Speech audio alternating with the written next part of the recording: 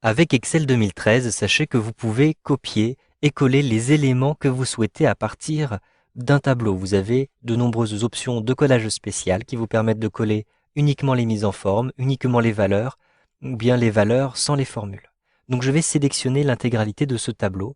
Je clique en A1, je maintiens le bouton de la souris appuyé et je déplace le curseur jusqu'en H21. Je relâche le bouton de la souris et je vais maintenant copier ce tableau, soit avec le raccourci clavier CTRL plus C, soit avec un clic droit qui me permet de retrouver ce menu contextuel, puis je choisis ici Copier. Je peux aussi passer par l'onglet Accueil, ensuite je clique ici sur cette petite flèche et je choisis Copier. Maintenant je vais créer un nouveau classeur. Je clique sur Fichier et puis Nouveau pour ensuite créer un nouveau classeur. Je clique à cet endroit-ci.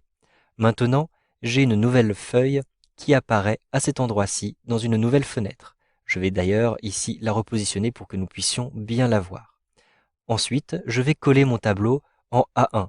Donc pour coller mon tableau, je peux utiliser un clic droit plus coller, je peux utiliser le raccourci clavier CTRL plus V, je peux aussi simplement cliquer ici sur coller. Si je clique sur la petite flèche, vous avez diverses options de collage spécial, mais il est plus simple de coller d'abord votre tableau et de choisir ensuite l'option de collage spécial. Donc je clique simplement à cet endroit-ci et je vais retrouver exactement le même petit menu à l'intérieur ici de ce bouton intelligent. Il s'appelle bouton intelligent puisqu'en fait il apparaît uniquement lorsque vous faites l'action de coller. Je clique ici sur le bouton intelligent pour retrouver les différents types de collages spéciaux qui existent. Donc par exemple, je souhaite coller uniquement la mise en forme. Je vais sélectionner cette option-ci, coller la mise en forme. Un simple clic, et vous le voyez, les valeurs n'ont pas été collées. Je n'ai collé que la mise en forme. Si je souhaite coller les valeurs, mais en respectant la mise en forme source, je clique ici sur la liste, et je vais retrouver ici, vous le voyez, conserver la mise en forme source, mais je vais coller les valeurs. Donc je clique à cet endroit-ci, et je vais retrouver à la fois, vous le voyez, les valeurs et la mise en forme.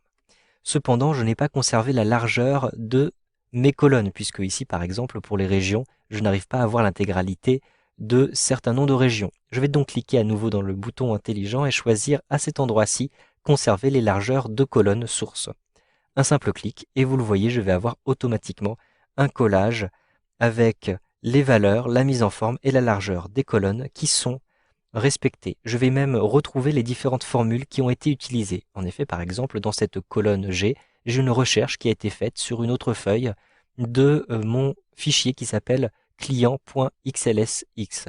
Donc je vais renvoyer à des valeurs qui se trouvent en réalité sur l'autre document. Le problème, c'est que lorsque je vais supprimer ou déplacer le premier document, je ne vais plus retrouver à cet endroit-ci les valeurs, elles vont être perdues. Donc, je vais souhaiter coller les éléments mais sans coller les formules. Je vais donc cliquer ici sur le bouton intelligent CTRL et cette fois-ci, je vais coller uniquement les valeurs. Je clique ici sur coller les valeurs.